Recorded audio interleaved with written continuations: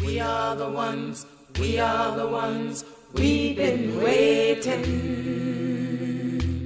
We are the ones, we are the ones, we've been waiting. Some ground rules. Discussion around gun violence and gun safety can be a really emotional thing and can trigger a lot of people. So I want to be clear and have us agree on some ground rules before we start.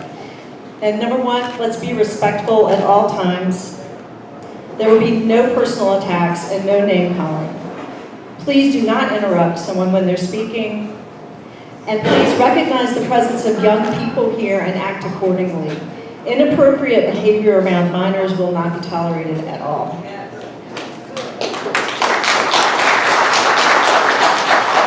Also, keep in mind this is a public event and there is videotaping and photography going on everywhere around you.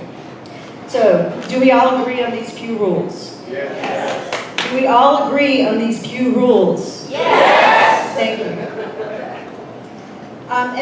As you share your information on social media, please consider some hashtags. Hashtag Town Hall for Our Lives, hashtag Enough, hashtag Flip NC6, hashtag NC6, hashtag Moms Demand, or hashtag Moms Demand Action. You can also tag at Indivisible NC6. You could tag our representative at Rep. Mark Walker. You could also tag his campaign page at Walker for NC, and you can tag Mr. Watts' page at Watts for Congress, and at Moms Demand Action NC. So a little bit about how this event came about. As many of you know, David Hogg was a survivor of the Parkland shooting in Florida.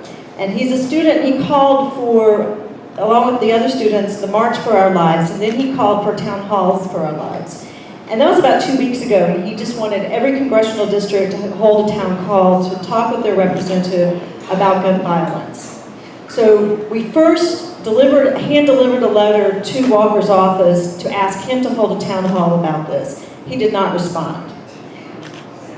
We then created this event and invited both of the Democratic primary candidates, that's Ryan Watts and Gerald Wong. Mr. Wong did not email us back, and so Mr. Watts is here. We also reached out to area students, we also reached out to Moms Demand Action. So that's how all of this happened. So first I want to hear from the students, and I want you guys to all hear from the students. Remember, please be respectful. These folks are doing a really powerful thing by coming here and speaking to you today. And I want them to introduce themselves so that they can share as much about themselves as they feel comfortable. And then we'll hear from Jamie Song, who is a well-known advocate. We'll also hear from Mr. Watts. And after that, we'll open up the event for questions and comments. So when we get to that point, if you'll line up at that mic if you'd like to speak, please be mindful of others when you're speaking so there's time for everyone. And if you feel that we're running short, if I feel that time is running short, I may ask you to finish up and move on. If you would rather write down a question for me to read, raise your hand now and we'll pass out pen and paper for that to happen. Does anybody want to write down a question instead of speaking at the mic? Okay. And with that, let's start by hearing from our students.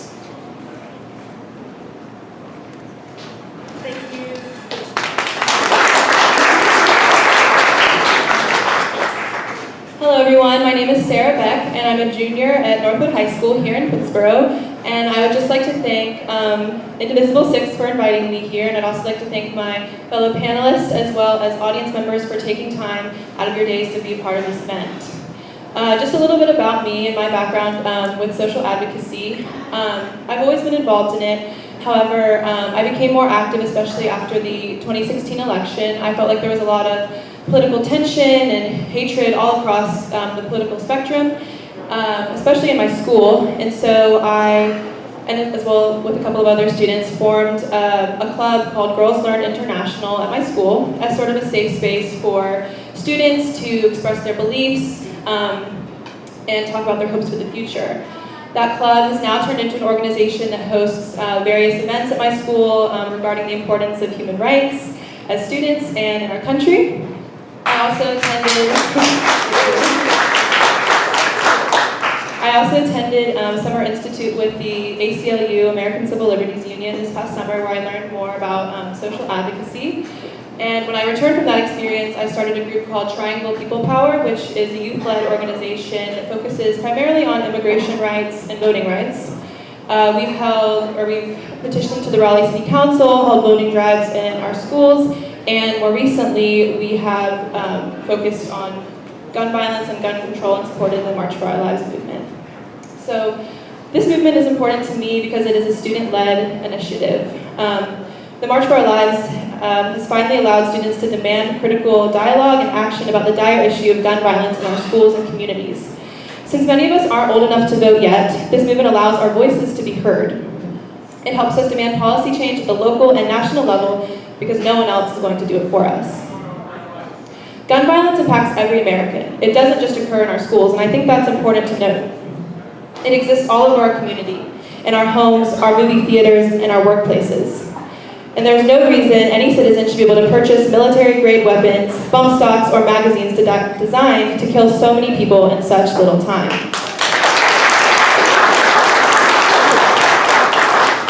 The energy that has recently erupted since the March for Our Lives movement is inspiring to me, and it gives me hope for our future. We cannot and will not cease to demand action.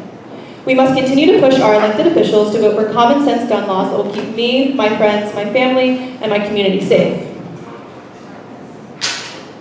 This is kind of a personal story, but as some of you may remember, there was a gunshot heard on Northwood's campus this past fall, early in the morning before school started. I remember I was sitting at my desk and an administrator ran in and was yelling, "This is not a drill, we're in a lockdown situation," and I could see the fear in his eyes. It took me a few seconds to react, but I quickly realized that this is real, this is happening at my school, and this is serious. For the 45 minutes that we were on a lockdown, I held hands with a friend next to me as she was crying because she was worried that she would never see her family again. And I sent a text message to my mom telling her that I was safe, but for now.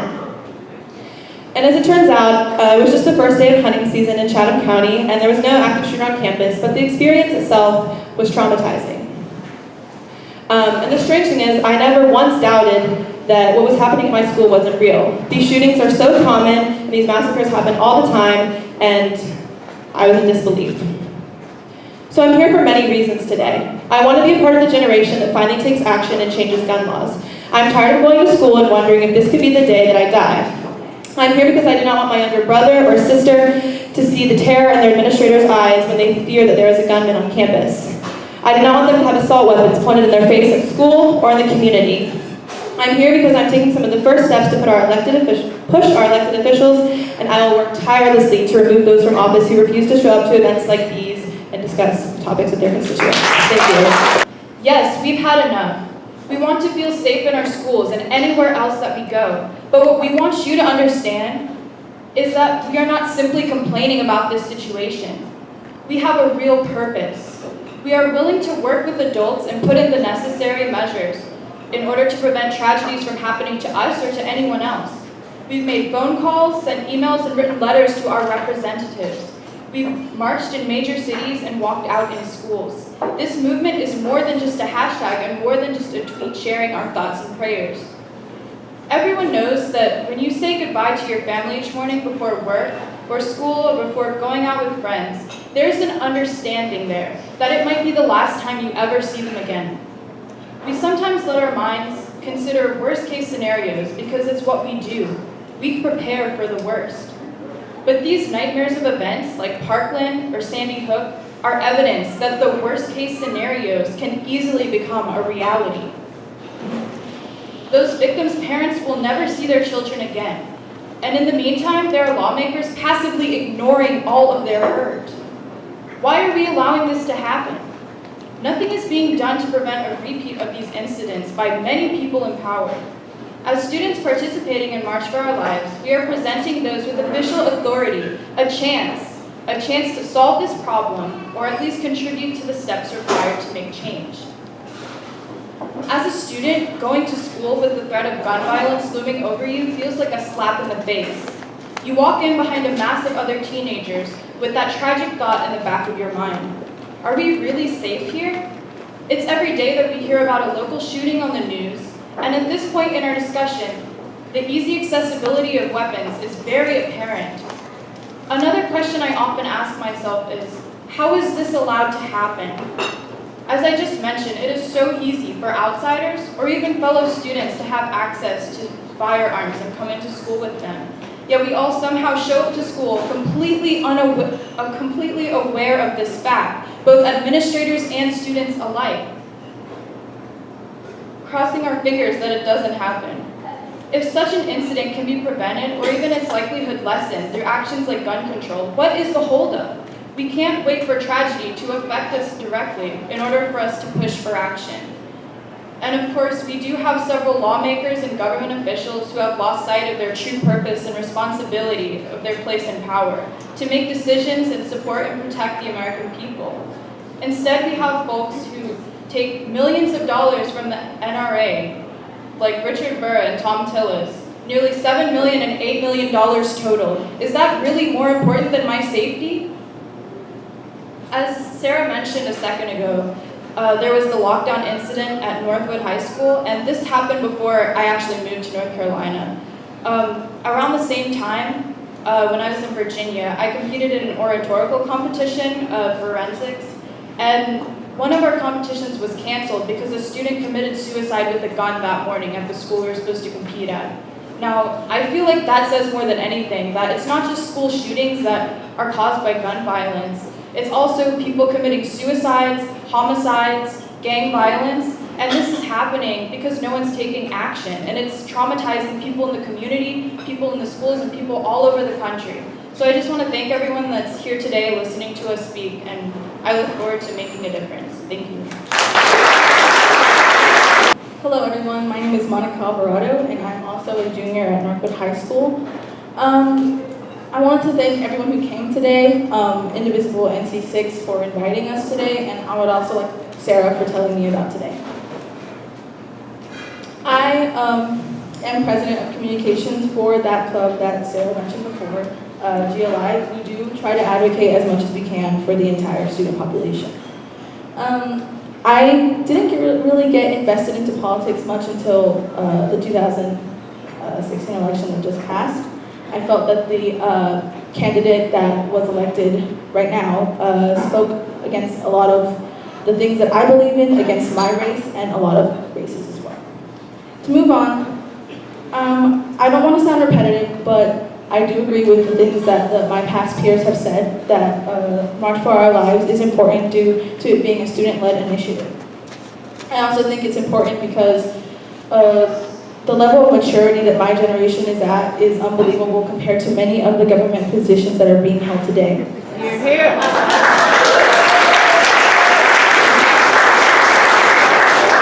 The recent shootings at Marjorie Stoneman Douglas was the final straw, and I think it opened many students' eyes, and we realized that we need to come together as one. Gun violence is a critical and real issue, and we can be affected by any moment, and I feel like many students and many people aren't realizing that. Many students and young people have felt that their voice doesn't matter in our country due to us being too young to have an opinion about anything. I want to be one of many to call it that is straight up false. The March for Our Lives shows how strong and mature young citizens are and how strong our voices are. It's inspiring to see what young people have done at a national and community level such as today. I just wanted to let you guys know that our elected officials will not quiet us and brush us off, for we are more powerful and our voices are being heard now more than ever. I would like to bring back what Sarah had mentioned earlier with the lockdown. I was not in the school. Coincidentally, I was late to school that day, but I want to give my experience toward being on the outskirts of everything that happened. I woke up late that morning and I ran out of my bed trying to rush to get ready for school, considering I had a field trip that day with my Spanish class. I rushed out, and when we were on our way, we passed Fort Middle School, and many of you know, I'm sure, that there is a sheriff there to monitor traffic and things and such. All of a sudden, I see the officer go into his car and dash off, and I thought that was really confusing considering it was 7:45. When we got there, I texted my teacher telling him I would meet him at the elementary school we were going to visit that day. I got a text back saying that the school was on lockdown and they were in the bus. I was completely confused as to what was going on, but I still headed towards the elementary school anyways. I got a call from my best friend a few minutes later yelling at me not to go to school. I was completely shocked and completely frustrated at what was going on. I couldn't do anything. I tried to contact as many friends as I could, knowing that there was a possible active shooter on the campus. None of them answered me, and it was completely frustrating knowing that I had family in there and I had actual friends since I was 6 and they're possibly about to lose their lives. I got calls from my sister, from my mother, from my father, everyone that I knew asking me if I was okay. And of course I said yes, but I was frustrated and I was on the verge of tears knowing that I couldn't do anything for my friends. Fortunately, it was just an incident where it was the beginning of hunting season, but I feel like the emotions that I felt that day were much like many emotions that were felt in other schools around the country, and I can't imagine how terrifying it is. I want to give an opinion as to why the feeling of a threat of gun violence at a school is ridiculous. It's ridiculous how we have to practice drills every month on how to act in a certain situation that an active shooter can come onto campus. I do not believe that kids ages of 5 through 10 should be doing that, let alone high school students as well. The threat of gun violence and having to keep it in mind and that it can happen at any possible moment is absolutely ridiculous, and I feel that we should go to school without having to consider that an active shooter can come onto campus. I feel we shouldn't have to consider that teachers should be armed, because that shouldn't happen.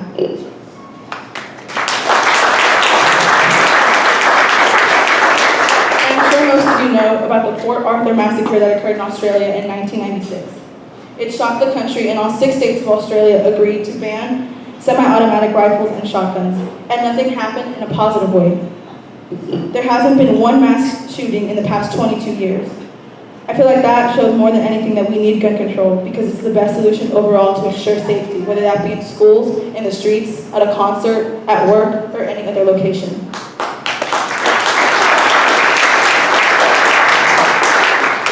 However, gun violence doesn't only affect students, but everyone in all communities. I feel that I speak for all communities when I say that we want to be able to walk down the streets, go to school, watch a movie, go to a concert, and countless of things without having to consider that it could be the last day of our lives. One last thing I'd like to end with is, if the government officials won't do anything about any of the shootings that are happening right now, we will, because they work for us. Hello, my name is Jeremiah Blake, and I go to Jordan Matthews High School in Siler City, North Carolina. And I'd like to thank you all for being here, and especially you, Mr. Watts.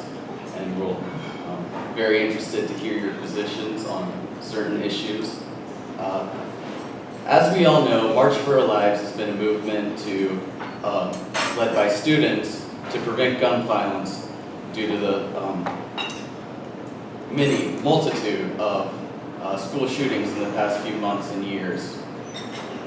I would like to point out that school shootings are violent, they're graphic, and every time that it happens, it's broadcast nationally and we all see it.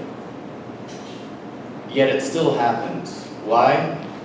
Our congressmen refuse to do true legislative action to prevent such shootings.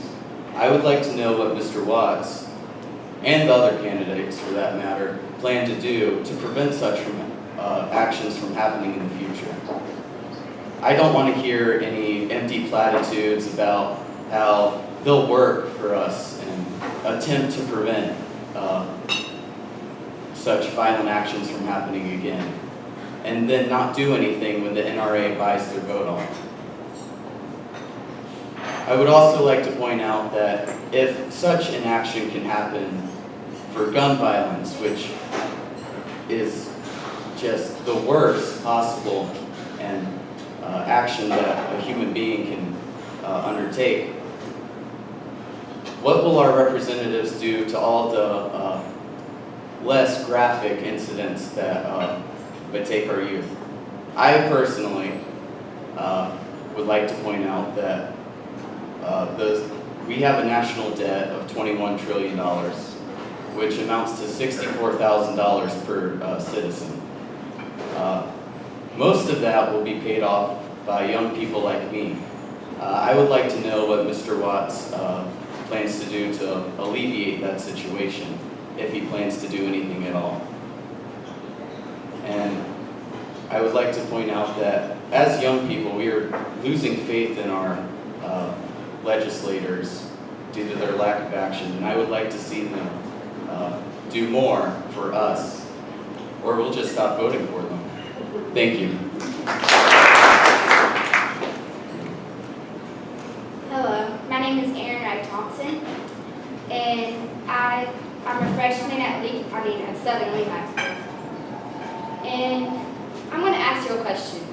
Think about all the kids you know. They are students, and should they be afraid to go to school? No. No. The week after Parkland, I was afraid to go to school. I had people at my lunch popping lunch bags, acting like there was a school shooting. And that's not right. And after Sandy Hook, why wasn't anything done? After the shooting in Las Vegas, why wasn't anything done? And we should not have to live like this.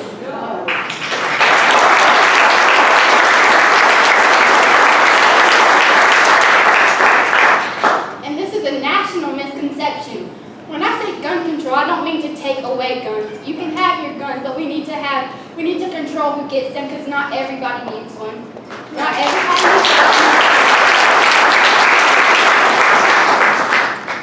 Who in their right mind would go to a school and kill kids who just told their mom and dad they love them, and their mom and dad have to go home and get a call and say, your kid has been shot because somebody got a gun so easily?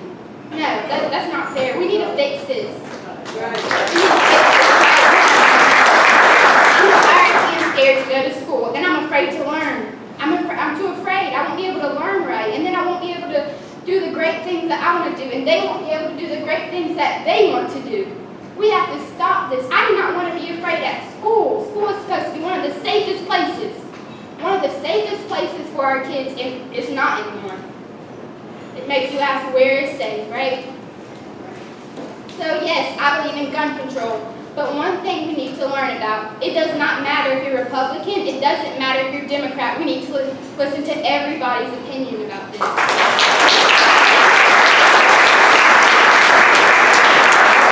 doesn't matter your race, we need to listen to everybody, and we need to get this fixed. Because our younger generation, this generation, we're going to be the presidents, and we need to be in our right mind.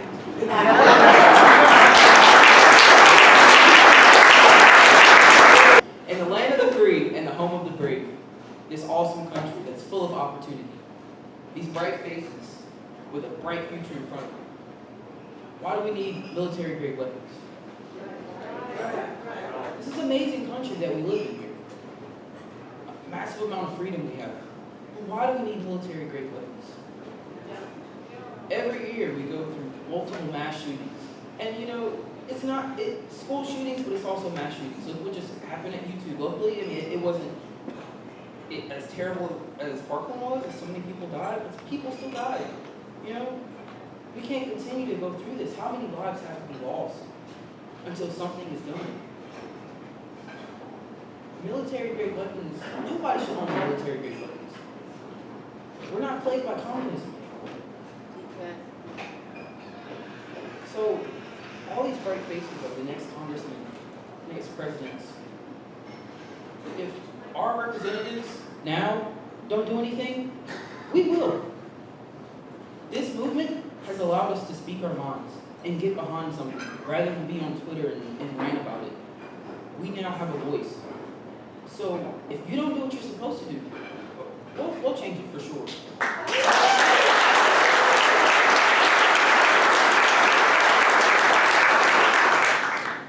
So I'm a type 1 diabetic, and in order to get your permit or license, your A1C has to be under 10. About 8 months ago, my A1C was 0.2 off from 10. It was 10.2. And I begged and pleaded with my doctor to just let me get it, and I would get it now. But he didn't allow me to, so I had to wait another 3 months to be examined again.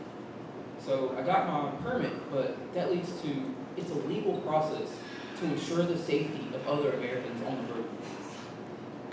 And when you talk to other people who, fight for immigration reform and feel like it's such a big deal, they always say, well, immigrants need to go through the right and correct legal process.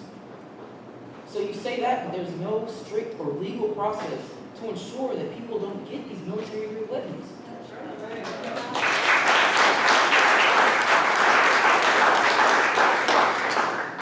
There needs to be a stricter process in order to ensure the safety of our children, because we are the future. We have to protect our children.